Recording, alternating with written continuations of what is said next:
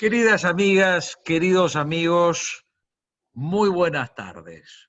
Se hace complicado iniciar estas reuniones porque sigue llegando gente y sigue llegando gente. Ya somos 70 y sigue habiendo gente que está en la puerta y está pidiendo que la dejemos pasar. Vamos a dejarla pasar dentro de unos minutos.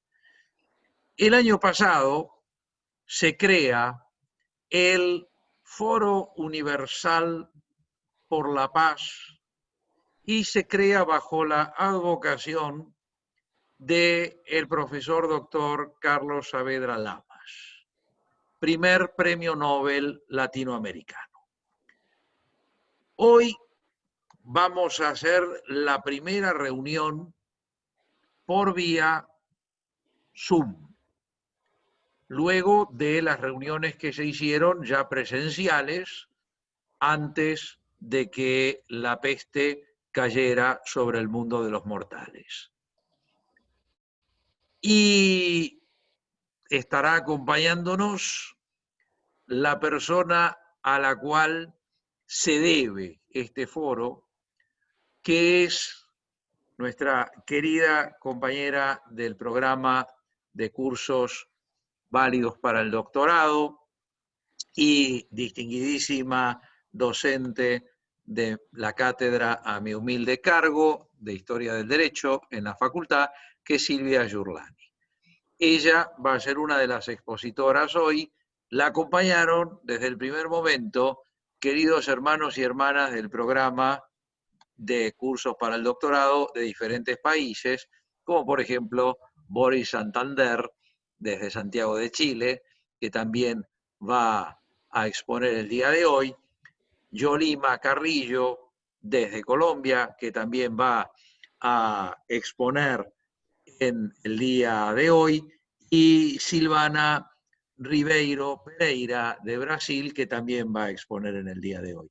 Sin embargo, tantos eran los expositores propuestos que se nos hizo necesario desdoblar, como también nos había pasado la vez anterior con presencia física, se nos hizo necesario desdoblar el evento. Por lo tanto, habrá otras 4 exposiciones el miércoles de la semana próxima, que van a estar muy buenas también.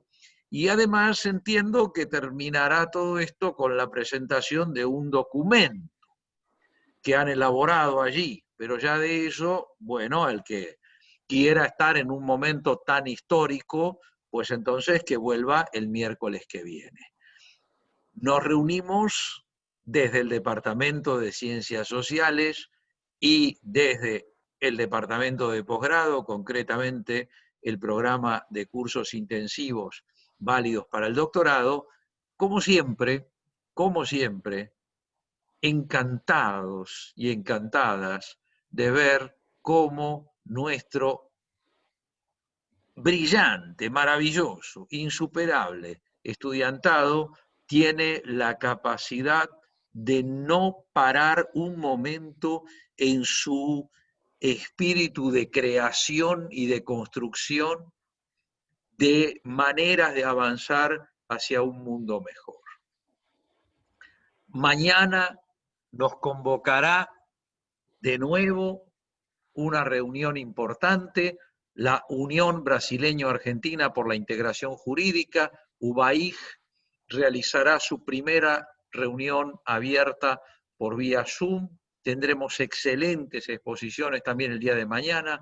El viernes, sí, porque no hay 2 sin 3, el viernes tendremos la reunión correspondiente a este mes de agosto del ciclo Dialogando desde el Sur, ciclo que se inició en el remoto año de 2009, cuando nos asolaba otra pandemia, la pandemia anterior, la del H1N1.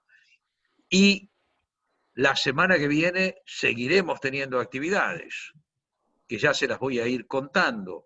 Así que realmente uno no puede menos que agradecerles a cada una y a cada uno de nuestros queridos y queridas estudiantes del programa de cursos para el doctorado por este inagotable esfuerzo que realizan para brindar estas actividades. La verdad es que aquí estoy viendo varios profesores y profesoras del programa. En esta primera página la veo a la doctora Andrea Gastrón, que además es la vicedirectora del Departamento de Ciencias Sociales. Lo veo al doctor Jorge Rollero, que es más o menos como decir el señor Literatura y Derecho. Lo veo al querido y permanente profesor Wilson Alves de Souza, que desde la hermosa ciudad de Salvador, en Brasil, nos está acompañando. La veo a la doctora Verónica Lescano, que por supuesto además nos ha traído a su querida mamá, a la cual siempre le damos una bienvenida porque la queremos muchísimo y nos encanta que esté en el evento. Y esta presencia de profesoras y de profesores en el evento, ¿saben por qué se justifica y a qué se debe? Pues fundamentalmente, yo sé que si yo les preguntara ahora a cada una y a cada uno de los profesores y profesoras que están aquí presentes en este momento, ¿por qué están? La respuesta va a ser la misma, porque aprendemos muchísimo, porque aprendemos muchísimo. ¿A qué venimos acá, doctora Gastrón, doctor Rollero, doctor Wilson Alves de Souza? A aprender, doctora Lescano, a aprender. A eso venimos acá, a aprender. ¿Por qué? Porque sabemos que no existe ningún momento mejor para alguien que se atreva a titularse con el noble nombre de docente que el momento en el cual aprende de sus discípulos.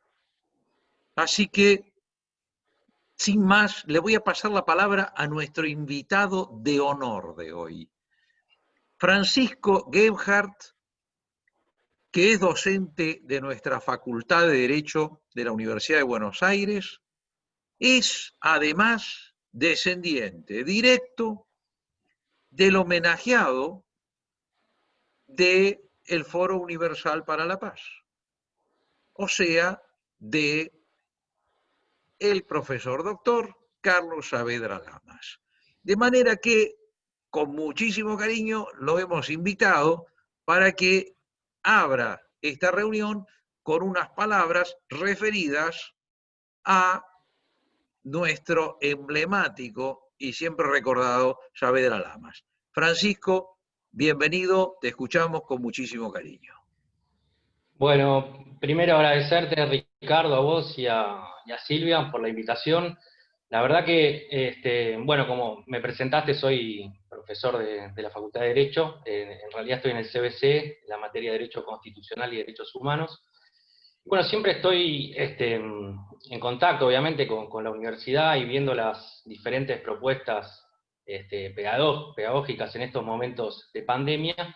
Y con mucha sorpresa vi acá el Foro Universal por la Paz, que lleva el nombre de nuestro ascendiente, el doctor Carlos Saavedra Lamas. Y bueno, y enseguida, la verdad que ya últimamente me vengo interesando muchísimo en este personaje histórico de nuestro país. Y bueno, automáticamente hablé con mi padre, que está en la facultad, y con otros profesores para ponerme en contacto y a disposición de ustedes para todo lo que necesiten. Así que la verdad que es un orgullo. Tenemos ascendientes en común con el doctor Saavedra Lamas.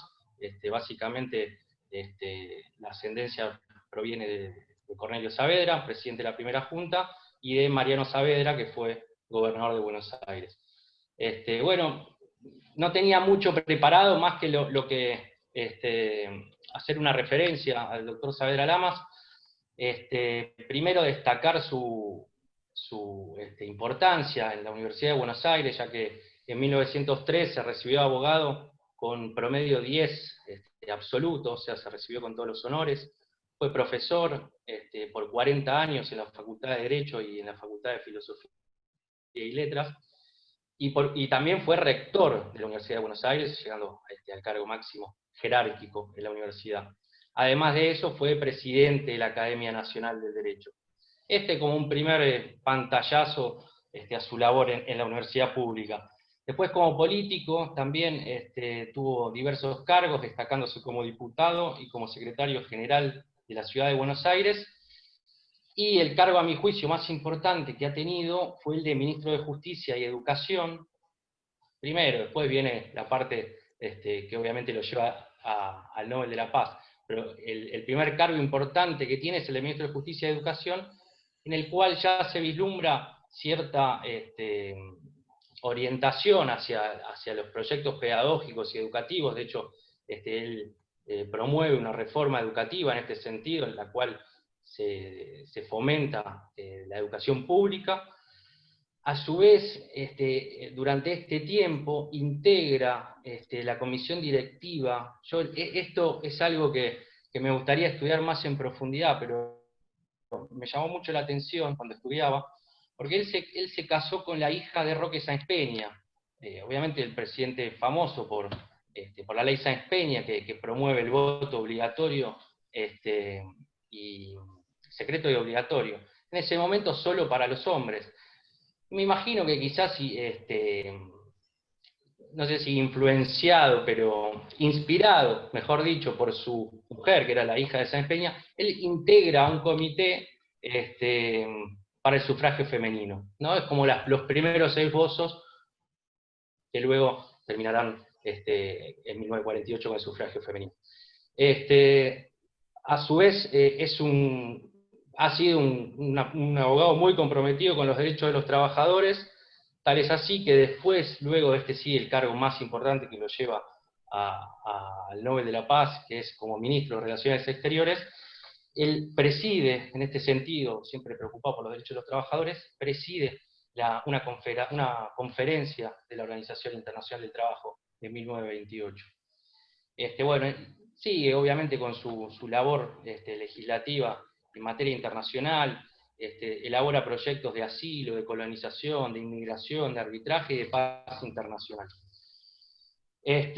También representó al país en la Liga de las Naciones, ese primer intento de organización internacional. Y después, por último, y ya damos comienzo a la conferencia, en 1935 él se destaca como mediador en el conflicto, en la guerra del Chaco, un conflicto bélico entre Paraguay y Bolivia. Bueno, él se consolida como mediador de ese conflicto y logra la paz. Básicamente el nombre del foro nos lo dice, logra la paz entre ambos países, un conflicto bélico que causó 100.000 muertos, y bueno, termina también su actuación diplomática con un tratado antibélico, un pacto antibélico que después tomó su nombre, que se llama el Pacto Antibélico de Saavedra-Lamas, que bueno, lo suscriben varios países de América y algunos países de Europa. Esta última actuación lleva al galardón que le otorga el galardón máximo, que es el Premio Nobel de la Paz. Fue el primer latinoamericano en recibir este galardón. Y bueno, quería cerrar esta pequeña introducción básicamente porque cuando estudiamos esto o tratamos estos temas o la importancia, ahí estaba viendo los títulos de las charlas de los expositores, y bueno, creo que Saavedra-Lamas tiene esa característica fundamental que es buscar en el abogado, tal es así que se destacó como profesor, obviamente, y como pedagogo, buscar en el abogado un mediador, un conciliador, alguien que busque la paz, alguien pacifista, comprometido también, obviamente, en este sentido con la formación de los abogados. Así que, bueno, simplemente una pequeña introducción del doctor Saavedra-Lamas y agradecerle a Ricardo, a Silvia y a todos los expositores por estos minutos. Muchísimas gracias, querido Francisco. Yo creo que somos nosotros los que te agradecemos. Y bueno, cuando me enteré que yo no sabía que descendías de Saavedra-Lamas, de hecho no sabía que había profesores en la facultad que fueran descendientes de Saavedra-Lamas, Y cuando me enteré de esto, la verdad que nos pusimos muy contentos. Enseguida hablé con Silvia Giurlani y la verdad es que inmediatamente surgió la idea de invitarte, pero no se queda acá la idea, profesora Silvia Giurlani, porque yo creo que no lo vamos a dejar salir a Francisco sin que pase a integrar y de manera muy activa y muy comprometida el equipo de gestión del Foro Universal por la Paz. De manera que en este momento creo que me han designado presidente honorario, puede ser, o algo así, o alguna cosa por el estilo. Gracias. Entonces, en tal carácter, te estoy en este momento invitando sin posibilidad de negativa para que pases a integrar el equipo del Foro Universal por la Paz, y veo que la presidenta está dando gestos de que está de acuerdo conmigo.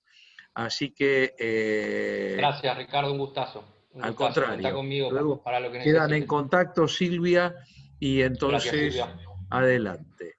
Muy bien, sigue llegando la gente, ya estamos con más de 80 personas en la sala. He visto al pasar las pantallas que están representados por lo menos 3 continentes: América de una manera bastante completa, y África y Europa. Así que, bueno, esto está bastante interesante. Justamente ahora vamos a invitar a nuestra querida y destacadísima amiga y alumna del programa de cursos para el doctorado, Silvana María Ribeiro Pereira, de El Hermano Brasil, para que nos hable sobre el tema que ha elegido, que es extrema pobreza en América Latina y el COVID-19. Doble desafío frente a la dignidad humana. Querida amiga Silvana, tienes la palabra, te escuchamos. Adelante. Mais uma vez, boa tarde, boa noite agora. Com imenso prazer que estamos aqui nesse fórum, como você bem destacou, professor Ricardo.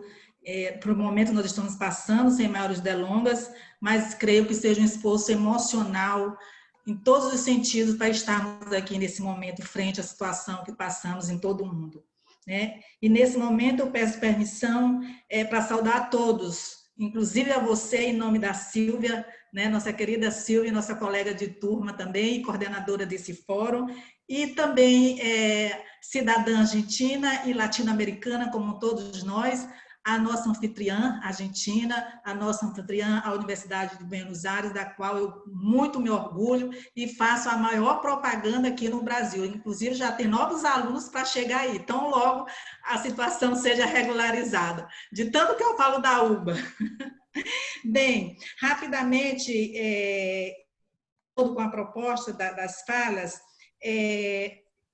o meu tema, como já foi falado, trata-se de extrema pobreza na América Latina e a Covid-19, um duplo desafio frente à dignidade humana, né? Na verdade, a nossa proposta de fala é para nos incitar a refletir sobre esse momento. Evidentemente, em busca de soluções, de encaminhamentos, cada um nos seus países, os governos, a sociedade como um todo, estamos solidários com essa situação. Mas é preciso a gente refletir sobre esse momento. O que nos espera? Nós estamos passando, mas muita coisa nos espera. E nos espera um cenário de extrema pobreza. Daí a preocupação da gente fazer essa interface com a dignidade da pessoa humana.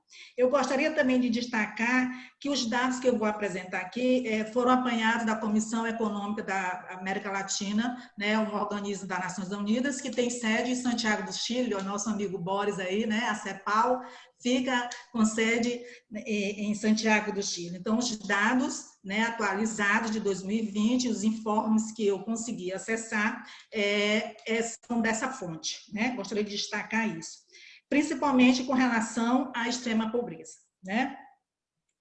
Então, nessa perspectiva, da gente buscar essa conscientização de forma científica, vamos dizer. Emocionalmente, evidentemente, que nós estamos todos envolvidos, nossas famílias, amigos, todo mundo em relação à Covid. Mas é preciso pensar de forma científica, não só no sentido sanitário, mas também no sentido do que dignifica o homem, né? Passarmos pela Covid e a extrema pobreza não é uma novidade para a Covid. Nós sabemos disso, que o tema extrema pobreza é um problema que já se arrasta por muito, muito tempo, não só na América Latina, mas em todo o mundo.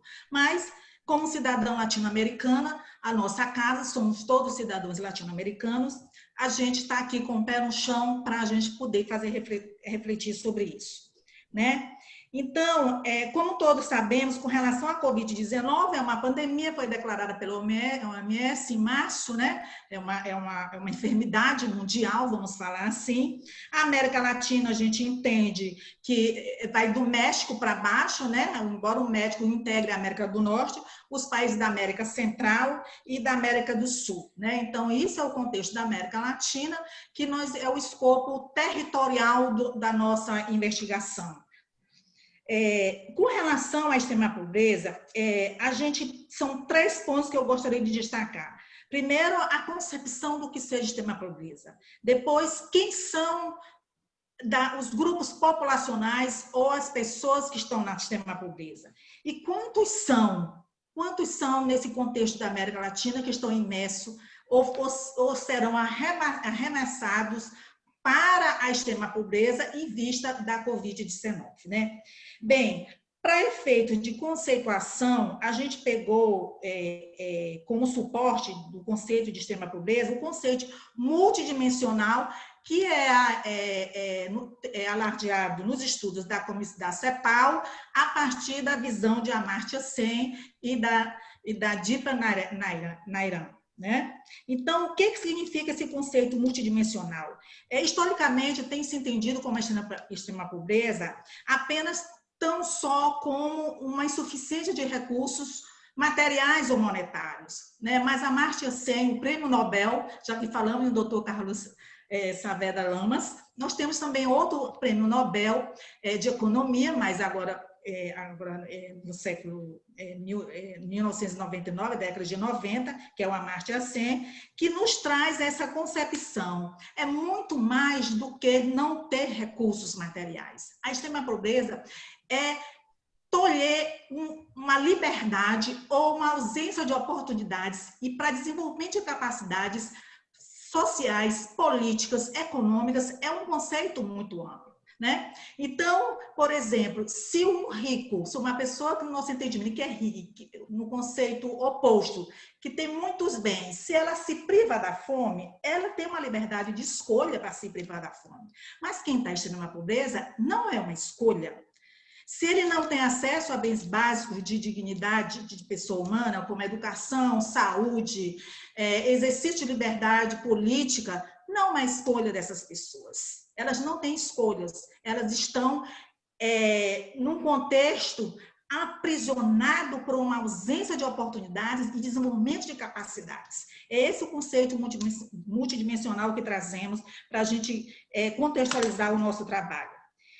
Quem são esses grupos sociais? Quem que abarca nesse contexto da América Latina de mais de 600 milhões de pessoas? Nós, cidadãos latino-americanos, somamos mais de 600 milhões de pessoas, do México até o extremo sul do continente. Os grupos sociais são mulheres, mais mulheres do que homens, são crianças, são adolescentes, são populações afrodescendentes, são populações indígenas ou povos originais, são essas pessoas, esses grupos sociais que estão nesse contexto da extrema pobreza. E quantos são? Bem, com relação a quantos são desse universo, a gente trouxe rapidamente aqui uma estatística, uma panorâmica, para identificar dentro desse mosaico multidiversificado que contextualiza esses grupos sociais, que a projeção da CEPAL, ela vinha num ritmo quase que parado, de 2017, 2018, até 2019, em torno de 63 milhões de pessoas, representando mais ou menos 10% da população latino-americana. Com a Covid, esse patamar é arremessado para 84 milhões de pessoas. São as primeiras projeções da CEPAL. Esses são os dados de maio de 2020. São dados recentes, né? Então, vejam só, uma projeção de uma situação já considerada grave, problemática, com a chegada da Covid, essa se intensifica muito mais. E isso já eu peguei, permita, professor Ricardo, você nos enviou, como sempre, nos mantém atualizado, a declaração da Unesco sobre a Covid-19. Então, está claro lá isso, essa intensificação. As pessoas vulneráveis na extrema pobreza e com a Covid, elas estão muito mais vulneráveis.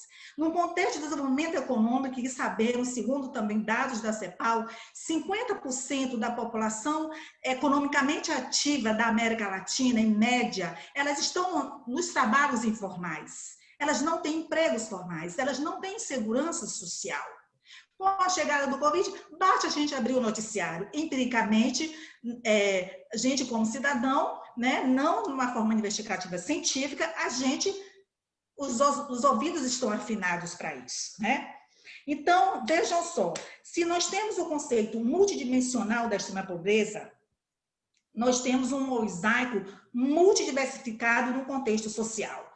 Tudo é multi, tudo é plural, né? Então, esse agravamento da Covid e essas pessoas se tornando vulneráveis, muito mais vulneráveis, diante desse contexto, onde é que fica a dignidade da pessoa humana? Como que nós temos que dar concretude ou pensar ou refletir nessa situação caótica que estamos vivendo? Enquanto cidadãos, enquanto governo, enquanto organizações não governamentais, a sociedade como um todo.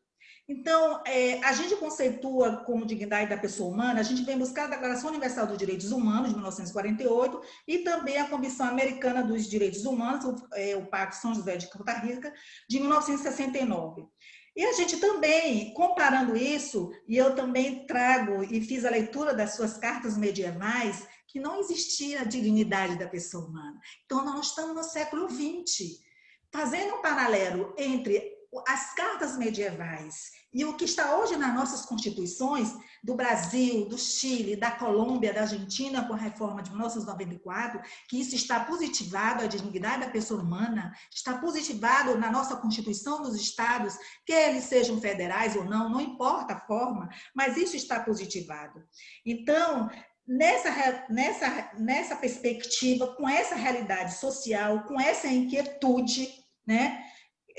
Gênesis Garcia já dizia, tudo o que acontece na sociedade, no social, ela é determinante, todos os conflitos, eles são determinantes da nossa vida, do nosso caminhar humano. Então, vejam só, é um problema humanitário de alta complexidade, a extrema pobreza. É um problema moral, é um problema antropológico, é um problema sociológico, ele abarca todas as dimensões do conhecimento humano, porque é o ser humano que está nessa situação. E nós somos seres plurais.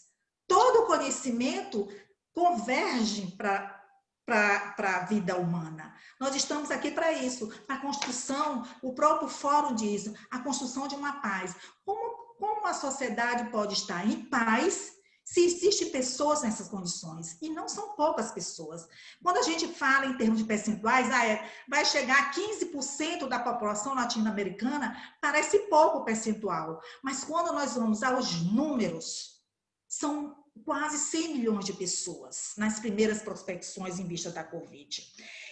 Ainda mais porque a América Latina é diagnosticada como uma região mais desigual do mundo em vista desse paralelo, dessa multidiversidade de grupos sociais e a forma como ela se desenvolve economicamente, de alta concentração de riqueza, né?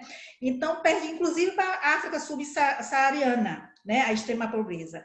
Então, nessa situação, a gente entende que a extrema pobreza aqui já existia, e é que se encontra agravada, a situação agravada pelo Covid, é a negação dos próprios direitos humanos, é a negação da dignidade da pessoa humana, né? E a gente, nessa perspectiva, se eu conseguir aqui inserir Silvia, eu quero registrar que Silvia e o professor Gustavo Calçado são os meus assessores para Zoom, né? Só um minuto aí.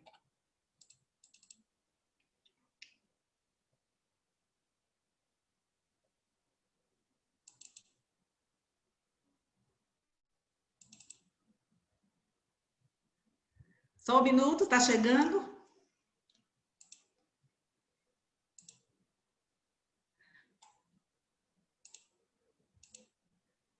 Ah, meu Deus.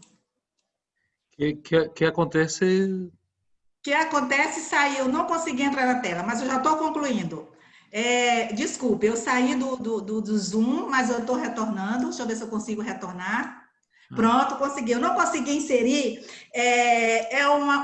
um PowerPoint que eu fiz, mas eu não consegui. Da próxima vez eu vou estar mais treinada e vou conseguir. Mas eu vou transmitir para vocês rapidamente. Está na Extrema Pobreza pegando o conceito de a complementação, aliás, de Dipa Narayama, cientista social indiana. Ela entrevistou está encerrando o tempo. A questão fez uma pesquisa em 12 países da América Latina. 12 países da América. Ela foi ouvir os pobres. Então, ela fez uma oitiva dos pobres. Foi um trabalho para o Banco Mundial, né? Também a pedido da CEPAL. Então, em resumo, pela voz dos pobres, ser pobre é ter um filho doente e não ter um médico para acessar. É ter uma pessoa que está em idade escolar, uma criança, um adolescente, e não ter o acesso à escola. É também não ter comida à mesa. Então, as perspectivas de concretude da dignidade humana também tem que ter a sensibilidade, os governos, a sociedade civil organizada, nós cidadãos, para também dar significado o que essas pessoas estão passando, ouvi-las, para poder implementar as políticas públicas em primeiro lugar, para poder dar a implementação num grande consórcio, num grande diálogo. É essa a visão que nós trazemos aqui rapidamente para você, nesse contexto de envolver da extrema pobreza na América Latina, né, que a gente considera uma pandemia de indignidade humana, uma pandemia moral frente a uma pandemia sanitária. Daí o duplo desafio, né? Nós estamos diante dessa dupla pandemia, né? Uma pandemia de ordem moral. Inclusive, professor Gustavo, eu gostaria que ele é nordestino, eu sou do Nordeste, sou do estado do Maranhão, professor Gustavo do estado de Sergipe, que a gente diz que tem 2 tipos de morte aqui no Nordeste: a morte matada e a morte morrida. Então, a extrema pobreza é uma morte matada. Nós estamos matando. O modelo de Estado, o modelo de desenvolvimento econômico, o modelo de políticas públicas que não chegam a essas pessoas, elas estão morrendo. É uma morte matada. Não é uma morte morrida como é a Covid-19, que é um problema sanitário e que o vírus que nós ainda não temos controle sobre ele. Muito obrigada, eu agradeço a todos e fica aqui a nossa reflexão. Obrigada. Obrigado a ti, querida Silvana. Muchísimas gracias. Hay una enorme cantidad de comentarios y de ideas que surgen a partir de tus palabras, pero vamos a dejarlas para el final, para que haya espacio para todos los expositores y expositoras. Con más de 90 personas en este momento en la sala, vamos ahora, después de esta excelente exposición de Silvana, pasar del hermano Brasil al hermano Chile. Estas son las maravillas que permite ahora la tecnología, que las hemos aprendido con el rigor de la enfermedad esta, pero que las incorporaremos ya de manera definitiva, porque la verdad que tiene su parte buena esto de ir pasándonos de una parte a la otra. Ahora nos hablará nuestro querido amigo y también brillante y destacadísimo alumno del programa de cursos para el doctorado, profesor de la ilustre Universidad de Chile, el querido Boris Santander Cepeda, quien va a hablar sobre Chile, el pacto social en cuarentena. Antes de pasarte la palabra a Boris, quiero hacer la aclaración por lo que le sucedió a Silvana, que por razones de seguridad no permitimos compartir pantalla, porque desgraciadamente el sistema Zoom no da opción de que una sola persona pueda compartir pantalla, sino que es o el hospedador o todos. Y cuando uno abre la opción a que todos puedan compartir pantalla, es donde se han producido los gravísimos ataques en sesiones de Zoom, lo que se ha dado en llamar ahora el Zoom bombing. Yo he tenido la triste oportunidad de presenciar 2 de esos ataques y la verdad que no es algo agradable. Por eso hay que extremar los elementos de seguridad y por eso no compartimos pantalla. Digo esto porque si alguien, ahora ya para esta sesión es tarde obviamente, pero para la sesión del miércoles que viene o de los demás días, alguno de los expositores o expositoras quiere pasar un PowerPoint, me lo tiene que enviar con la mayor anticipación posible, porque lo pasaremos desde aquí. Pero no podemos, desgraciadamente, hasta que Zoom no desarrolle una tecnología que permita que, por ejemplo, solo Silvana comparta pantalla, no podremos abrir la posibilidad de compartir pantalla, porque caso contrario tendríamos que estar analizando cada persona que ingresa, lo cual sería absolutamente imposible. Ahora sí te pido disculpas, querido Boris Santander, te paso la palabra y cuando tú me indiques pasaré a compartir la pantalla para las películas. Adelante. Muchas gracias. Voy a agradecer en primer lugar este espacio a lo que es mi segunda alma mater, la Universidad de Buenos Aires, esta vez en esta modalidad de teletransportación, que si bien a los trekking no nos es tan ajena, nos sustituye la mirada cercana, el abrazo. Intentaré que sea de todos modos provechoso. Voy a pasar revista a elementos históricos y sociológicos jurídicos que derivaron en la Revolución de Octubre de 2019 en Chile, que así se le ha llamado, y en el Acuerdo por la Paz y la Nueva Constitución, que abre un proceso constituyente con que la gran mayoría de los partidos políticos ha pretendido dar respuesta a aquel movimiento social. Voy a compartir con ustedes entonces, si me ayudas ahí, Ricardo, un video que sin duda nos traerá muy buenos recuerdos. Excelente. Vamos al primero. ¿Se está viendo, Boris? Sí. Muy bien, vamos. Sin temor, vamos a decir que no, vamos juntos a triunfar. Vamos a decir que no, por la vida y por la paz. Vamos a decir que no, Chile, la izquierda viene. Chile, la izquierda viene. Lindo, ¿no? Es que saben ustedes, Chile vivió ya hace más de 30 años otro plebiscito histórico, el del no a la continuidad de Pinochet el 5 de octubre del 88, que marcó un hito en la historia. Caía una de las más cruentas dictaduras latinoamericanas, inéditamente merced a las urnas, y luego de una campaña electoral mediática que apostó a la emotividad, a la esperanza, a la alegría, incluso por sobre cuestionamientos de fondo al régimen represor. Como lo grafica la película No, de los Larraín, cuyo tráiler puede verse en YouTube, para muchos esa campaña fue demasiado liviana. Más tarde se añadiría que esa liviandad fue premonitora del proceso de recuperación de la democracia chilena, pues la dictadura cívico-militar que culminaba lo hacía en los términos y condiciones establecidos por Pinochet. En efecto, con el plebiscito del 88 se cumplía el itinerario previsto en la Constitución del 80, aprobada en plena dictadura mediante otro plebiscito. Claro, aquel plebiscito del 80 se llevó a efecto sin las más mínimas garantías, como lo denunciaran profesores de mi facultad, la Facultad de Derecho de la Universidad de Chile, en el seno del Grupo de Estudios Constitucionales, o Grupo de los 24, entre ellos Patricio Elwin Azócar, a la postre el presidente de la transición, y Mario Verdugo Marinkovic, mi maestro de Constitucional, fallecido hace unos meses, y a quien entonces aprovecho humildemente con mucha emoción de homenajear. Naturalmente, aquel 11 de septiembre del 80, exactos 7 años del golpe de Estado que derrocase al presidente Allende, el sí se impuso por mayoría absoluta. 67% de los votos. El sí se impuso, ratificando la Constitución de Pinochet, que no aprobando, pues el poder constituyente originario aclaraba en sendos documentos la dictadura, radicaba, fíjense ustedes, en la Junta de Gobierno.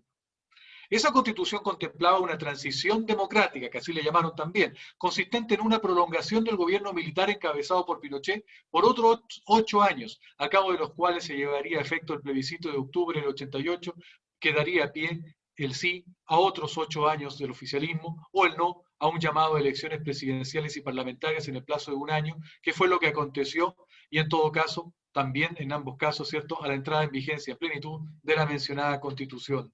Esa Constitución contemplaba una democracia, comillas, tutelada por las Fuerzas Armadas, con presencia de un poderoso Consejo de Seguridad, con proscripción de las ideas marxistas, con senadores designados y vitalicios, con un sistema electoral binominal que aseguraba un virtual empate entre los ex sostenedores de la dictadura y las fuerzas democráticas, y con Pinochet en la comandancia en jefe del ejército, con derecho a integrarse al Senado en forma vitalicia. Y llegó al fin, el 88. El escenario, eso sí, sería muy diferente al de 8 años atrás. La dictadura, tras 15 años de brutal represión, recién recuperándose de una profunda crisis económica de la que se salía en base al chorreo neoliberal, enfrentaba un mundo unipolar, liderado por Estados Unidos, sin el fantasma de una nueva Cuba. Eran los detractores de la Guerra Fría, por lo que se veía obligada a implementar registros electorales, permitidos partidos políticos de oposición, una campaña electoral televisada y un control nacional e internacional del proceso. Por las mismas razones, en la oposición se impuso la tesis de la salida institucional, para asegurar el apoyo internacional y precaver la resistencia del régimen que, además, se avisoraba, contaba con una base no despreciable de apoyo ciudadano, no solo en los sectores pudientes, sino también en sectores medios en los que podía calar la campaña del terror antimarxista. Los hechos parecieron dar la razón a la concertación democrática, pues pese a atisbos de resistencia, la dictadura reconoció el triunfo del no, que obtuvo un 56% de los votos, mientras que la opción sí, un no despreciable 44%. La dictadura derrotada consentiría, además, en plebiscitar una reforma constitucional negociada con la oposición que suavizaría la democracia tutelada, reforma que fue aprobada con más del 90% de los votos. Ahora bien, se suavizó solamente porque continuamos con una constitución bastante al molde de la dictadura. Luego, y conforme a lo previsto, se llamaría elecciones conjuntas, presidenciales y parlamentarias, asumiendo en marzo de 1990 el primer gobierno democrático con el demócrata cristiano Patricio Aylwin a la cabeza. Al gobierno de Patricio Aylwin sucedió el de otro demócrata cristiano, Eduardo Frei, y a estos los de los socialistas Ricardo Lagos y Michelle Bachelet, siempre con la misma coalición centrista, hasta que en el año 2009 el empresario de derecha Sebastián Piñera derrotase al candidato oficialista, el expresidente Eduardo Frei. No obstante, en 2014 retomaría el poder la coalición democrática con otra expresidenta, Michelle Bachelet, que pese a implementar una agenda política y social bastante más osada que sus predecesores, culminaría su mandato golpeada por escándalos sobre financiamiento ilegal de la clase política y una baja en las cifras macroeconómicas, entregando el poder nuevamente a Sebastián Piñera. Para la élite, este derrotero político daría cuenta de un cierto consenso centrista en el país, en especial sobre las bases económicas, consenso que por lo demás esa élite ha entendido validado por los resultados. Y algo de razón tienen. A fines de 2018, fíjense ustedes, Chile exhibía un PIB per cápita de casi $26.000, ajustado por paridad de poder de compra, con una inflación anual de 2,9%, preocupante para estándares chilenos, y un desempleo algo inferior al 7%. Por lejos, la economía más pujante y estable de la región, pues solo se le acerca a Uruguay con un PIB per cápita de algo más de $23.000, una inflación cercana al 8% y un desempleo de 8,3%. Y luego, bueno, nos disparamos hacia Argentina, que si bien tiene un PIB per cápita de $20.610, en esa época ya tenía una inflación del 47,6% en alza y un desempleo sobre el 9% también en alza. Esto dio paso a una nueva clase media en Chile, a una clase media acomodada, a un chileno winner que se sintió superior al resto y que con acceso a crédito viajó con su selección por el mundo ninguneando a los demás, lo que se vio reforzado con cosas como las de las 2 Copas Américas ganadas a la Argentina de Messi. Sí, esas eran las cosas que importaban en el país.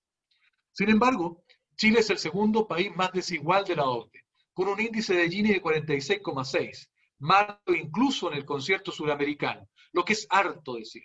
Claro, esa cifra es lejana a la de Brasil, 53,3, pero bien cercana a Paraguay y Venezuela. Muy diferente en la realidad de Uruguay, 39,5, y Argentina, 41,2, los más igualitarios de la región. Y además, fíjense, hay cosas que el Gini no muestra, que el Gini esconde. En Chile, más de la mitad de los trabajadores y más del 80% de los pensionados perciben ingresos inferiores a la línea de pobreza. Esto en un país donde el sistema de pensiones es privado, y lo mismo ocurre, aunque con prestaciones estatales subsidiarias, con el sistema de salud o sanidad y el de educación.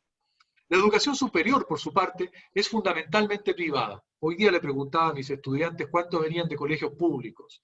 De los 20 que estaban en la sala de clases virtual, 5 venían de colegios públicos, 15 de colegios privados, particulares, pagados, financiados, muy caros. La matrícula en este país cuesta, la mensualidad, que entre otros privilegiados, yo soy el que paga, cuesta alrededor de $1000 en estos colegios mensuales, imagínense, por niño.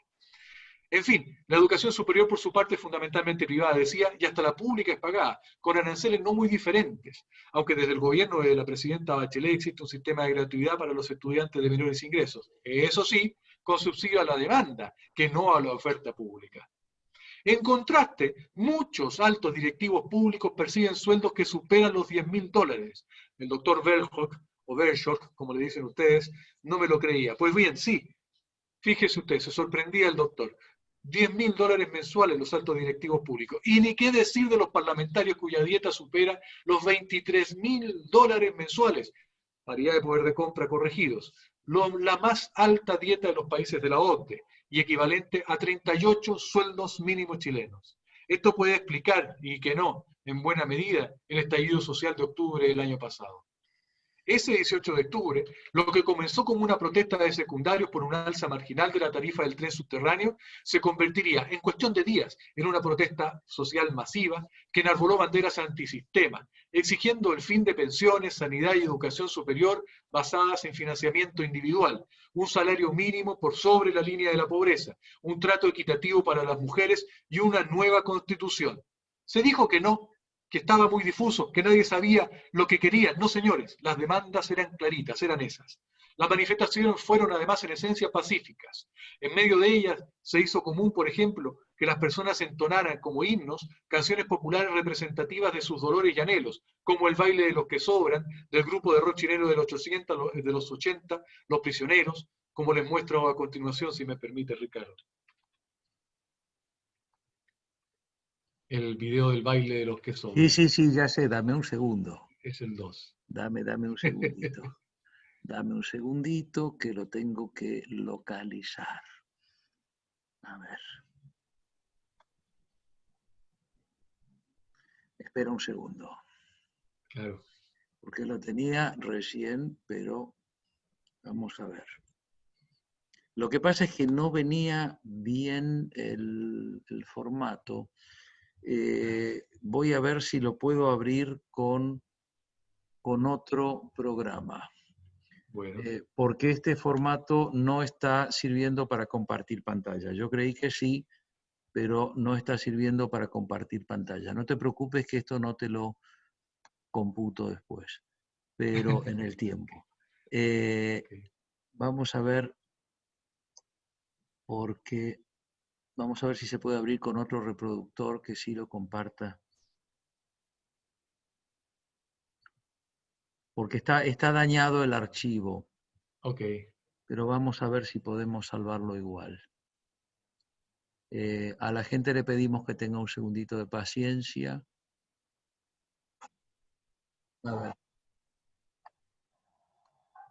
A ver, vamos a ver si tenemos suerte esta vez. Vamos a ver si tenemos suerte esta vez.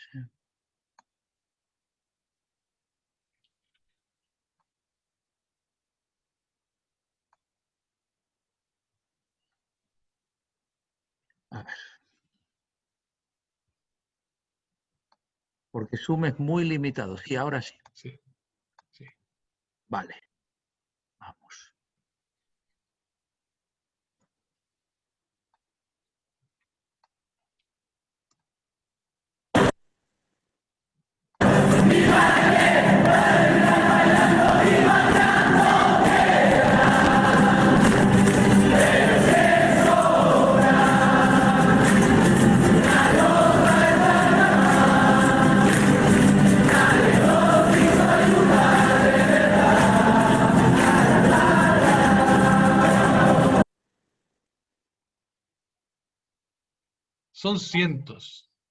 son cientos y cientos de miles de personas que coreaban, ¿cierto?, esa canción que básicamente dice, ¿cierto?, que este es el baile de los que sobran. Después de 12 años, los 12 años de educación entre primaria y secundaria, resulta que nos contaron un cuento sobre el futuro, nos pedían esfuerzo, nos pedían educación. ¿Y para qué? Para terminar bailando y pateando piedras. Ellos pedían esfuerzo, ellos pedían educación. La verdad es que la educación, decía esa canción, era para otros, porque para nosotros los sueños de futuro se acabaron con los 12 juegos. Qué significatísima la canción, y siguió siendo el himno, fíjense ustedes, después de tantos años ha seguido siendo el himno popular que se canta en las calles de Chile. Lamentablemente, en todo caso, como suele ocurrir, sectores marginales violentos y brutalidad policial fueron condimentos que pronto se convirtieron en platos fuertes, con estaciones del tren subterráneo incendiadas, supermercados y tiendas saqueadas, barricadas por doquier, y con represión con bombas lacrimógenas y disparos, y graves violaciones a los derechos humanos, entre las que destacaron lesiones oculares y agresiones sexuales, con toque de queda y militares en las calles de por medio, lo que no se veía desde la dictadura. Y es que por sendos decretos supremos de 19 y 20 de octubre de 2019 se declaró estado de excepción constitucional de emergencia en la región metropolitana de Santiago. Al respecto, el Instituto Nacional de Derechos Humanos reportó el 13 de marzo de 2020 1.234 víctimas de torturas y otros tratos crueles, inhumanos y degradantes, y 282 víctimas de tortura con violencia sexual. La situación motivó 3 acusaciones constitucionales. La primera en contra de un recién renunciado ministro del Interior, Andrés Chadwick, la segunda en contra del propio presidente, la última en contra del intendente de la región metropolitana, aunque solo la primera fue finalmente aprobada, declarándose culpable el exministro de vulnerar la Constitución al permitir aquellas violaciones de los derechos humanos. Pero esas acusaciones no detuvieron las protestas. Tampoco las detuvieron los tardíos y mezquinos anuncios de reformas sociales, como el aumento de las pensiones básicas y el incremento del salario mínimo, subsidiado por el Estado, claro está, que no por los particulares. Las manifestaciones continuaban y con ellas los himnos en la Plaza Dignidad, en el centro de Santiago, rebautizada por el pueblo como Plaza Dignidad.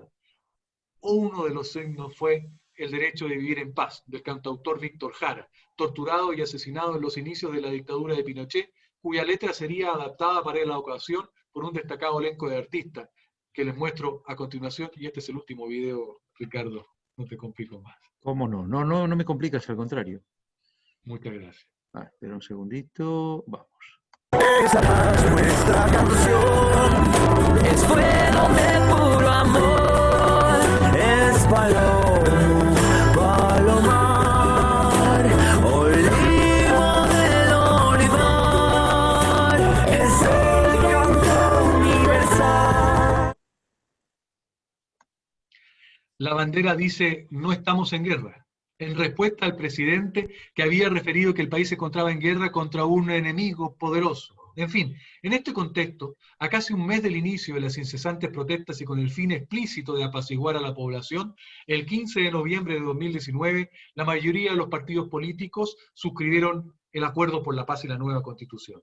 El acuerdo contempló un plebiscito para resolver si iniciar o no un proceso constituyente, y en caso afirmativo, llevarlo a cabo a través de una convención mixta constitucional con 172 integrantes, mitad electos al efecto y mitad parlamentarios, o a través de una convención constitucional con 155 integrantes electos. Ahora bien, el plebiscito habla de realizarse conforme a las normas electorales vigentes, entre ellas el voto voluntario, aunque el referéndum posterior ratificatorio de la Constitución que se proponga se realizaría con voto obligatorio, según se acordó. Luego se estableció que en su caso el órgano constituyente tendrá como único objeto redactar la nueva Constitución, no afectando competencias y atribuciones de los demás órganos y poderes del Estado, y se disolverá una vez cumplida la tarea.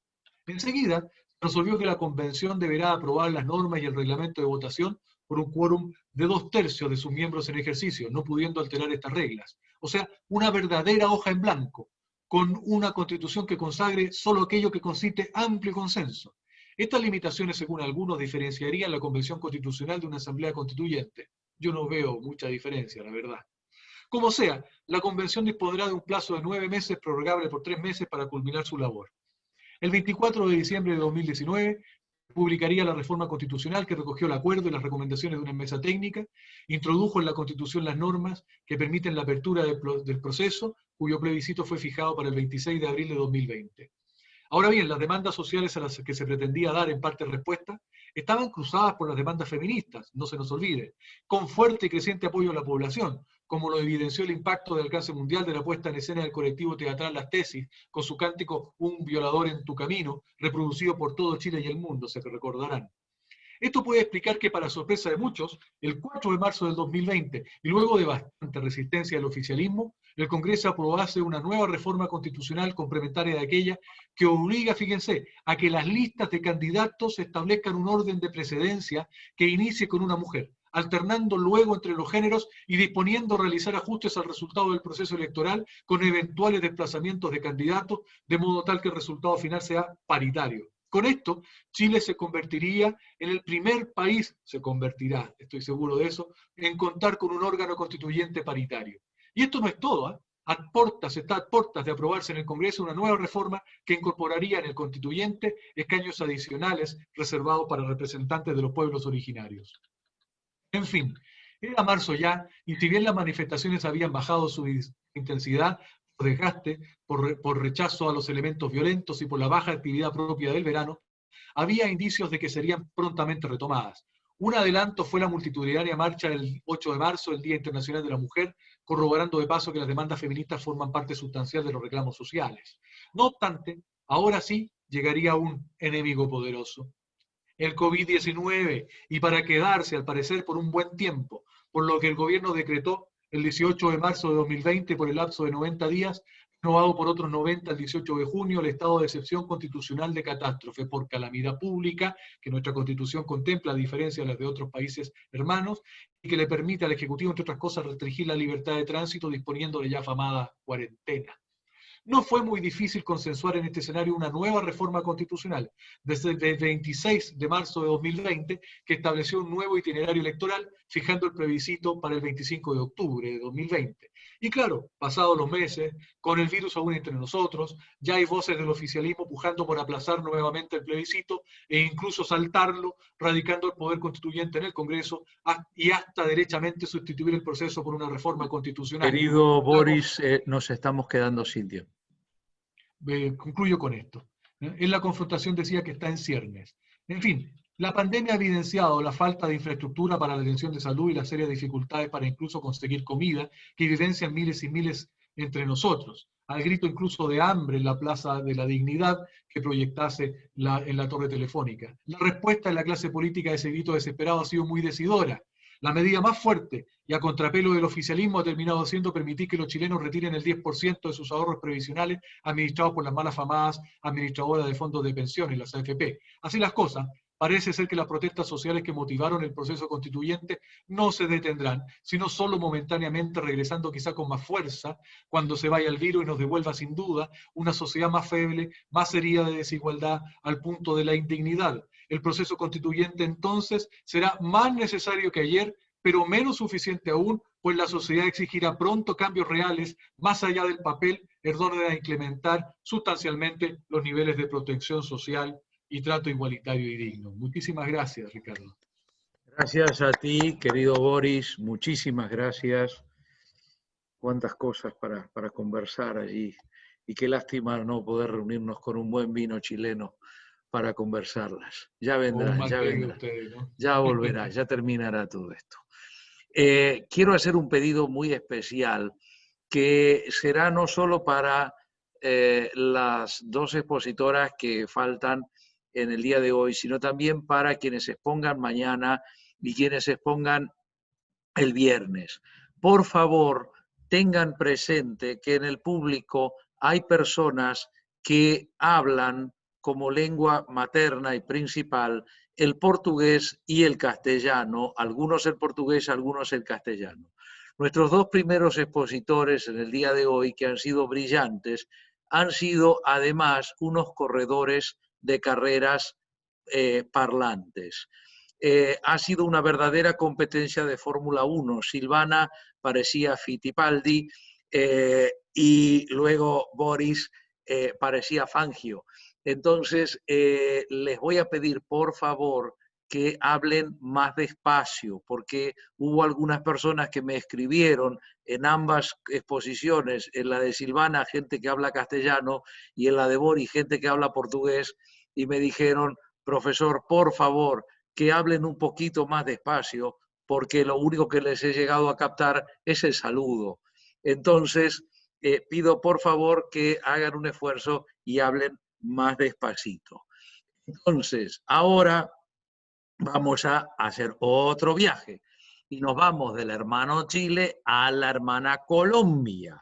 Y entonces vamos a tener el placer enorme de escuchar a nuestra queridísima, destacadísima amiga, además egresada del Máster en Cultura Jurídica de la Universidad de Girona y doctoranda de la Universidad de Buenos Aires, y Dairis Yolima Carrillo Pérez, que además es una destacadísima magistrada de Colombia y ha tenido a su cargo ni más ni menos que el control de las elecciones colombianas y del plebiscito por la paz, y nos va a hablar de paz, política y control social en época de COVID-19, el caso de Colombia. Querida Yolima, te escuchamos con mucho cariño. Adelante. Muchísimas gracias, Ricardo. Siempre es un placer compartir con todos y todas. Sé que el tiempo es implacable y por lo tanto tendré que decir que me gusta mucho compartir con este escenario virtual tan calificado y de la misma manera compartir con mi familia de la UBA, que quiero muchísimo, con quien tengo un gran compromiso social y académico.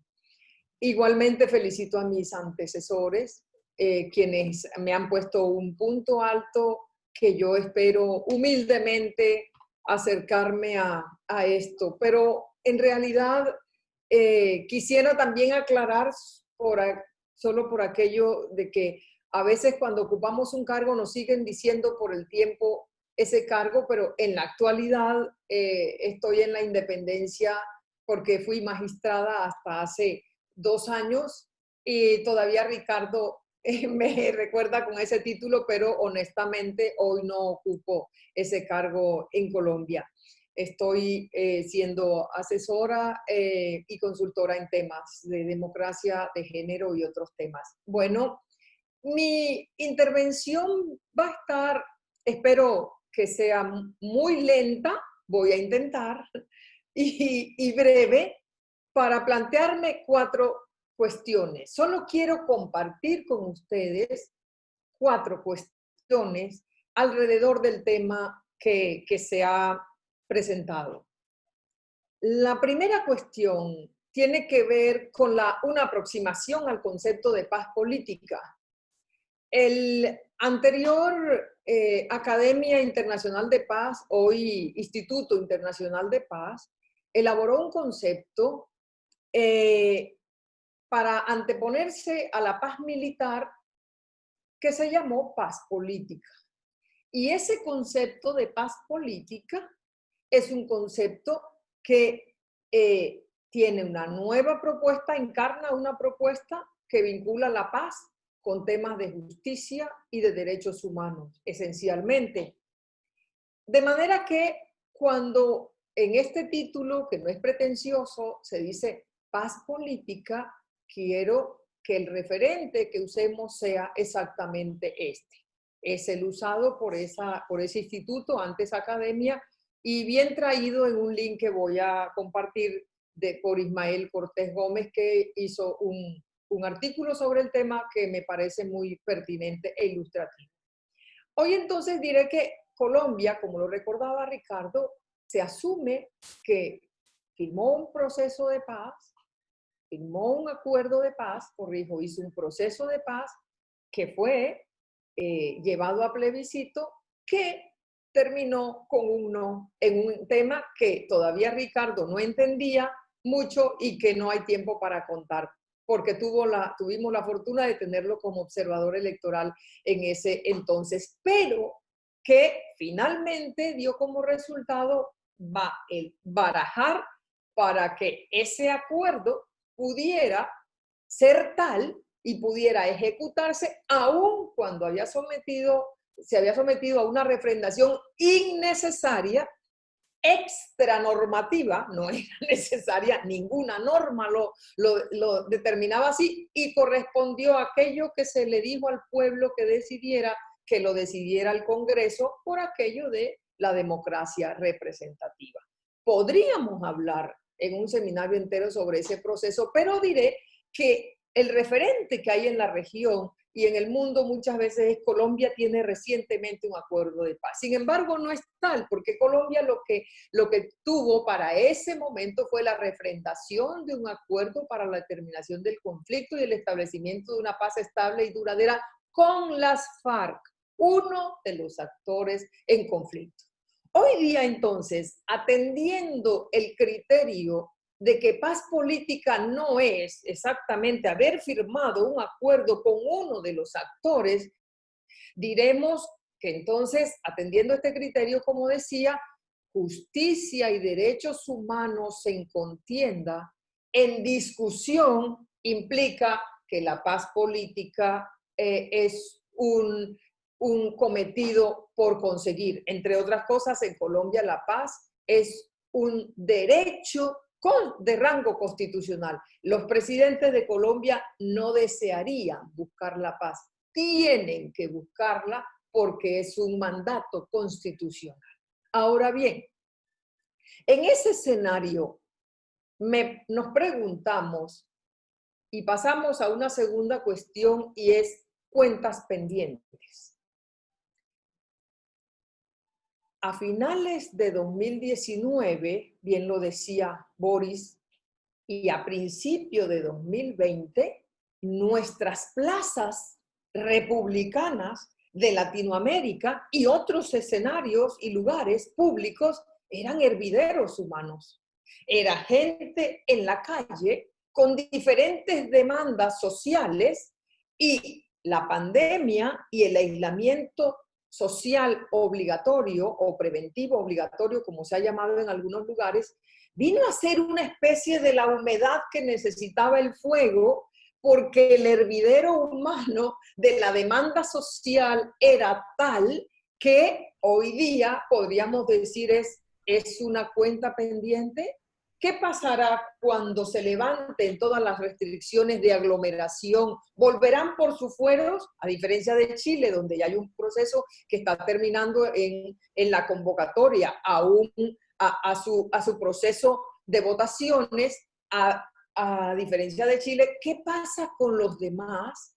Entonces, esto nos lleva a pensar en la necesidad de mirar con profundidad esos fenómenos y el resurgir, o si han terminado ese tipo de fenómenos, que como fenómenos sociales que son, pensaríamos que es un fuego ahí, que hay todavía humo, y que probablemente, así como la pandemia ha podido ser la humedad que un poco baja el fuego, también ha podido ser para otros sectores un detonante que aviva otro tipo de fuego. Ahora bien, dentro de estas cuentas pendientes diré que es fácil preconizar que se necesita grandeza en épocas de dificultades, pero es difícil renunciar a una condición social y política que se ha escogido, y en este caso, por escogencia o por un resultado electoral o por una decisión, no es fácil renunciar a la condición de oposición a un gobierno. Es decir, pedirle a la oposición que deje de serlo porque estamos frente a una pandemia y que tenga grandeza, es también exponerse a que la oposición diga, entonces gobierno, satisfaga este tipo de demandas por fuera o por encima también, o además de las de la pandemia, porque tenemos demandas políticas. ¿Es acaso la pandemia una vía para poder resolver el problema político y encontrar la paz política? No siempre y no necesariamente. Ahora bien, la paz entendida como la ausencia de conflicto es discutible en esta época de pandemia. ¿Puede haber paz social si los ciudadanos están obligados a confinarse? ¿Cómo sabemos cuando salga cuál va a ser su reacción? ¿Cuáles serán las nuevas demandas que se generan de lo que pasó durante esta etapa de confinamiento, de las nuevas carencias, de las nuevas realidades de mucha gente en la población? Entonces, es discutible la paz política y la paz social en este escenario. Y viene la tercera cuestión, politización de la pandemia. No en pocos casos, la pandemia se ha utilizado para potenciar liderazgos o pseudo liderazgos, o la pandemia se ha utilizado para repotenciar viejas disquisiciones aún a nivel general entre potencias. Por ejemplo, esto voy a repetir una frase que dije en una anterior conferencia, y era: el mundo celebra una vacuna, los países se pelean por la primicia de la vacuna. El mundo espera prontitud, los trámites dependerán de las reglas económicas del mercado. Geopolítica, el mundo piensa que esta época fue una oportunidad para ser mejores personas, para reconciliarnos con la naturaleza, con las deidades, con las personas, pero los estados no necesariamente tienen sentimientos humanos, son personas jurídicas que representan la nación. Ahora bien, desde USA, China, que se simboliza a nivel mundial, si la vacuna primero va a ser probada, o si fue bien probada, o si no ha sido bien probada. Todo este escenario tiene a los ciudadanos mirando hacia todos lados y buscando refugio en cuál puede ser la verdad a la que podemos creer. Y en eso el ciudadano, el hombre, la mujer, tienen un papel que aguarda, pero también tienen un papel protagonista que no sabemos cómo se va a manifestar en el momento en que se abran las puertas, como ya está pasando. Ahora, cuarta cuestión, ¿la justicia independiente es también consciente? ¿Tiene sentidos? Es decir, oye, ve, olfatea la situación calamitosa, la justicia lo hace. ¿Privilegiará la justicia al ser humano sobre el ciudadano? El tema de la migración nos pone de presente, la migración venezolana, solo para ir a la más cerca, nos puso de presente un grave problema de todos nuestros estados. En algunos hubo fobias, en otros hubo mucha hermandad, pero en general, cuando había que mirar al ser humano, se imponían teorías sobre los ciudadanos, y era: si no has resuelto este problema en tu país, ¿cómo lo vas a resolver para los ciudadanos de otros? Aquí es importante elucubrar un poco sobre el papel de la justicia y algo que se viene. La situación económica calamitosa que se avecina para el grueso de la población por la clase media, trabajadora, emergente, supone que se incumplirán muchas obligaciones financieras y materiales en el sector bancario, en los negocios formales, los que han cobrado. Frente a ello existen muchas expectativas acerca del papel de los jueces frente a estos litigios, en los que se discuta y se pondera el cumplimiento de las obligaciones legalmente contraídas y las causales de exención por el hecho notorio de la falta de producción. Es posible que nos encontremos exégetas, pero también es posible que nos encontremos con un movimiento o que emerjan y se impongan las tesis de la fuerza mayor. Nadie está obligado a lo imposible, pero en la mayoría de las constituciones se protege la libre empresa y se debe garantizar la producción, la economía, y entre esos dos extremos se mirarán las situaciones. La estructura misma del Estado Social de Derecho se ha puesto a prueba. El Poder Ejecutivo fue el primero en responder desde la administración pública para afrontar con recurso humano y financiero. Con la pandemia se cambiaron las prioridades. El mismo dinero que ya existía hubo que ser reacomodado para satisfacer unas necesidades emergentes propias de tener la gente en su casa, y había que llevarle o el mercado, o había que tomar para salud el dinero que era para el deporte, etc.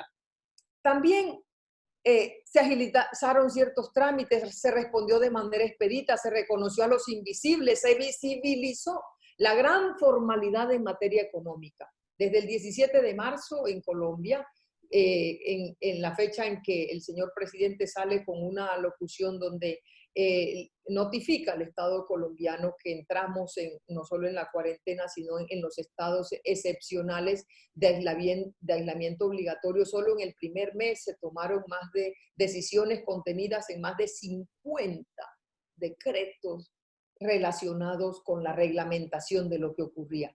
El Congreso, por su parte, se adaptó paulatinamente a la virtualidad y continuó su labor, y las Cortes han debido revisar la constitucionalidad de las normas expedidas con ocasión de los estados de excepción. Ahora que se vuelve a partir del 1 de septiembre a una apertura con menos restricciones en Colombia, la nueva normalidad es una especie de ciudadanocéntrica, porque la ciudadanía tendrá el mayor peso del autocuidado y las instituciones volverán a tomar su ritmo pospandemia. Ahora corresponde hacer las cuentas de la devastación, de las pérdidas, de la confrontación, del cumplimiento de las obligaciones contractuales frente a las causales de la fuerza mayor, la tensión entre los derechos de la libre empresa y del mínimo vital de los hombres y las mujeres con sus problemas a cuestas. Este nuevo constitucionalismo latinoamericano, que ha osado por constitucionalizar cuestiones ambientales, procedimientos para la inclusión, acompañado de cortes constitucionales que reconocen derechos a los animales, a los ríos como seres vivientes, contribuirá a ese resarcimiento. Ese papel de la justicia en ese nuevo escenario, ¿cómo será? Si ha sido capaz de la justicia de hacer una interpretación de la Constitución de manera directa para hacer efectivo el Estado Social de Derecho, esperaríamos que eso ocurra. Esa es una gran expectativa. ¿Será posible que los jueces a través de su fallo sean capaces de poner freno a la práctica neoliberal de los intereses, a las desmanes del capitalismo? ¿Serán capaces los jueces de hacer más incluyentes las políticas sociales del Estado? A juzgar por las decisiones que hemos visto en materia de igualdad o frente a temas como la inclusión de género o las decisiones de las mujeres o acciones afirmativas en materia política, tal vez estamos trasegando por ese camino. En todo caso, si la paz, así como empecé, termino, si estamos hablando de paz política y estamos hablando de la paz política entendida también como la que vincula los temas de justicia y de derecho, entonces seguramente hay una nueva realidad, no solo en el comportamiento de los ciudadanos, sino que las instituciones tienen al frente un reto sobre un nuevo comportamiento, porque la paz se hace no solo desde las administraciones, sino que juega un papel muy importante los operadores judiciales o jurisdiccionales o administrativos, como en este caso quienes operan y dan la justicia. Muchísimas gracias por su atención. Ha sido un placer compartir este momento con ustedes. Muchas gracias. Muchísimas gracias, querida Yolima. Brillante como siempre, como ya nos tienes acostumbrados y acostumbradas. La verdad que un placer escucharte y una gran oportunidad para aprender. Gracias. Y vamos a poner ahora un broche de oro a una noche que creo que se ha perfilado realmente inolvidable, con la persona que gestó el Foro Universal para la Paz, profesor doctor Carlos Saavedra Lamas. Me refiero a, y ahora vamos a volver a viajar a través de las fronteras y vamos a venir a Argentina. Y entonces vamos a convocar y escuchar a la querida docente de la Facultad de Derecho de la Universidad de Buenos Aires y además alumna del programa de cursos para el doctorado, Silvia Angélica Giurlani, que nos va a hablar sobre el COVID-19 en Argentina y una procura para la paz. Querida Silvia, adelante, te escuchamos. Hola. Buenas noches. Un poquito más fuerte, Silvia, un poquito más fuerte el micrófono, por favor. Muy buenas tardes. ¿Se me escucha? Todavía no, porque si no aparecerías en la pantalla. Todavía no, un poquito más fuerte. Muy buenas tardes a todos y a todas. Muchas gracias, doctor Rabinovich, por su gran apoyo, estímulo y acompañamiento de siempre, por tener el gran gusto y honor de que sea nuestro presidente honorario. ¿Se me escucha? ¿Se me estuvo escuchando? ¿Hola? Ahora se te ha escuchado un poco mejor, incluso si gritaras un poco sería mejor todavía. Pero bueno, nada, no te arruines la garganta. Pero ahora se te estaba escuchando mejor. Adelante, adelante. Está bien.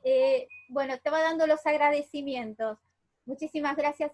Buenas noches a todos, a usted, doctor, por su gran apoyo siempre y acompañamiento. Es un gran honor para todos nosotros que sea nuestro presidente honorario. Nos honra ello.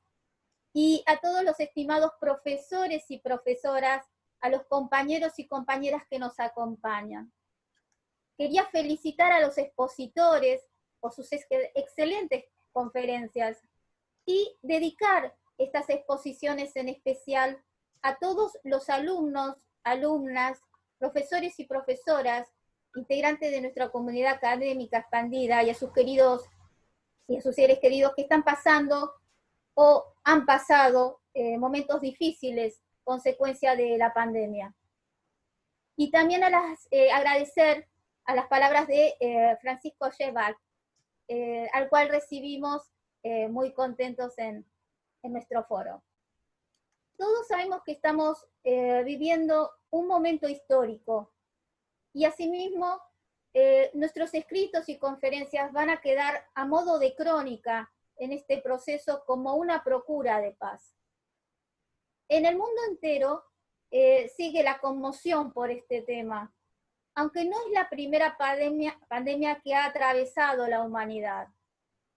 Ya en el mundo antiguo no había seguido siendo el mismo, luego de grandes pandemias, como por ejemplo la conocida peste antonina, que fue la primera en afectar Occidente. Fue similar a las posteriores peste negra producida en el siglo XIV, o la conocida gripe española, ocasionada ya en el siglo XX, específicamente en el año 1918. Esta peste antonina aconteció en tiempos finales de la Roma republicana durante el siglo II y entre los años 165 y 180, provocando el 10% de muertes en su pueblo, siendo Roma la más afectada. En ese momento se vivía la paz romana, pero la pandemia iba a provocar una crisis global, afectando a la política y a la economía principalmente. El imperio en ese momento abarcaba España, Portugal, Italia, Suiza, Inglaterra, Alemania, Eslovaquia, República Checa, Croacia, Serbia, Montenegro, Albania, Alemania, Eslovaquia, Rumania, Grecia, Turquía, Siria, Armenia, Israel, Palestina, Egipto, Libia, Argelia y también el actual Marruecos. Y sería Galeno quien describiera los síntomas de las enfermedades provenientes, según sus versiones en ese momento, de Irak o Egipto, traída por los soldados de las campañas. Marco Aurelio, que era hijo adoptivo de Antonio Pío, quien estaba a cargo del principado de ese entonces, falleció estando gravemente enfermo. Como representante del estoicismo romano ecléctico, él sostenía que no debe uno proponerse más fin que el bien de la humanidad y el de sus conciudadanos, dirigiendo todos los esfuerzos hacia ese fin, es como uno armonizará todas sus acciones. Y también decía que todos participamos de un cuerpo ciudadano. Y si eso es así, el cosmos es como una polis, pues ¿de qué otra común ciudadanía se podría afirmar que participa todo el pueblo de los seres humanos? Como bien explicaba el doctor Rabinovich, conforme a esta filosofía, veía a los hombres estrechamente vinculados con la divinidad en su naturaleza y predicaban la igualdad y la universalidad del género humano. A su vez, creían que cada hombre tenía un destino y que la cuestión no radicaba en modificarlo, sino en aceptarlo con ecuanimidad. Procurar la estabilidad del espíritu en medio de los altibajos que trae la providencia, sin euforias ni depresiones, siendo una de las consecuencias del pensamiento estoico romano la construcción de este concepto de humanidad, que se va a identificar con una visión de nuestra especie como un grande y único pueblo, y la tierra como si fuera un enorme país universal. Así, en un sentido histórico, Caracalálogo va a ser ciudadanos a los habitantes del mundo romano, pero a todos los seres humanos libres que no fueran peregrinos de Victicio, según el pensamiento de época. Vinieron de la filosofía estoica y neoplatónica los conceptos de el amor al prójimo, la igualdad de todos los hombres, la eliminación de la esclavitud, la moralización de las costumbres. El COVID-19 irrumpió en el mundo entero durante pleno siglo XXI, comenzando en Asia, específicamente China, expandiéndose rápidamente, sobrepasó las fronteras, entrando en Oriente y en Medio Oriente también. En Occidente, Italia fue el país más gravemente afectado por el virus, seguido también por España, Inglaterra, Francia, Alemania y el resto de Europa. Los continentes de África, América y Oceanía tampoco quedaron fuera del alcance de este virus, y Estados Unidos, en América del Norte y en el sur Brasil, al presente son los países más afectados en el continente americano. Además, en la región, Ecuador, Perú, Bolivia, Paraguay, México, Uruguay, Chile y Colombia, entre otros pueblos también hermanos, enfrentan la pandemia, incluyendo la Argentina. Todos desde diferentes maneras, con políticas públicas y estrategias conforme marcan sus gobiernos. Y este mundo, que hasta ahora conocimos, se prevé sufra transformaciones. Nos preguntamos, ¿cómo enfrentará los cambios forzosos que lo desafían? ¿Influirán en la globalización presente? ¿Qué actitud tomará cada uno de los países? Argentina, por su parte, atento a la Organización Mundial de la Salud, declarar la pandemia y constatarse la propagación del COVID con fecha 12 de marzo de 2020, dictó el decreto número 260, que amplía por el plazo de un año la emergencia pública en materia sanitaria, contemplado por la ley 27.541 y su modificatorio 287. Con fecha 19 de marzo del 2020, conforme al decreto 297, para todas las personas que se encuentran en el país, con el objeto de proteger a la salud pública, constituyendo una obligación indelegable del Estado Nacional. Así se va a instaurar la medida de aislamiento social, preventivo y obligatorio, y la dispensa a las personas que cumplan en la labor actividades y servicios declarados esenciales durante la emergencia, con limitación de desplazamiento solo para efectuar los mismos. Además, se decretó distanciamiento social, preventivo y obligatorio. Hasta el momento son 10 las prórrogas, los decretos 325, 355, 408, 459, 493, 520, 576, 605, 641 y el último decreto, el 677 del 16 de agosto del 2020. El texto oficial del decreto del Estado Nacional señala que ha mejorado e incrementado la capacidad de asistencia del sistema de salud, la adquisición de insumos y el equipamiento y fortalecimiento de entrenamiento del equipo de salud también, habiéndose evitado hasta la fecha la saturación del sistema de salud.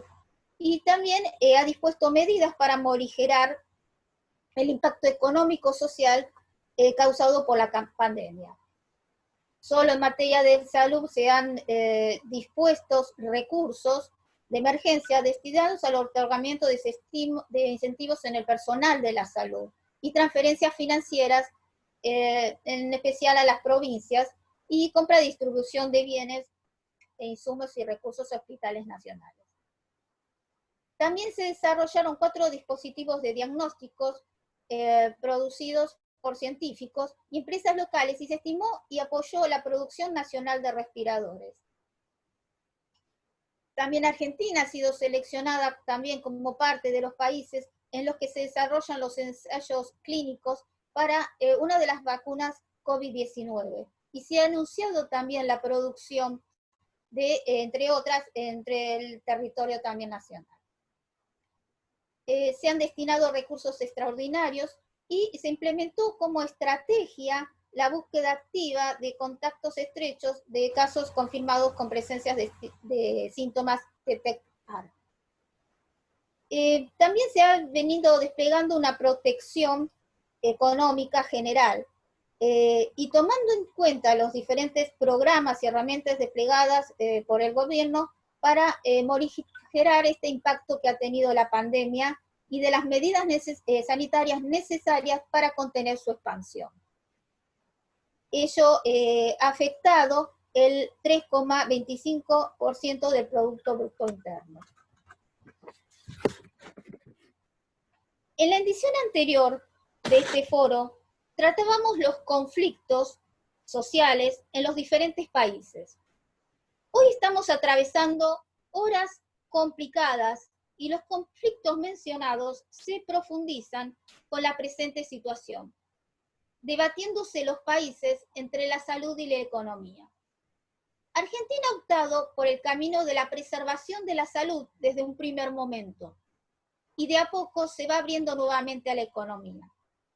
Producto de la pandemia, tenemos consecuencias sanitarias y económicas a nivel mundial, y sumado a la desigualdad, pueden repercutir en detrimento de la paz, con más desigualdad e injusticia social, y estallidos sociales internos o conflictos también armados internacionales.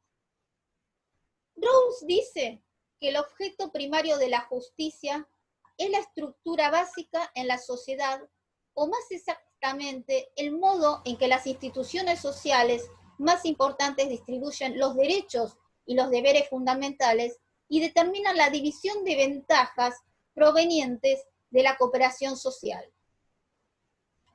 Por instituciones más importantes se comprenden la Constitución política y las principales disposiciones económicas y sociales. Por ello, tanto durante la pandemia como en la pospandemia, se deben articular y arbitrar cooperativamente los mejores medios humanos para poder hacer prevalecer la paz.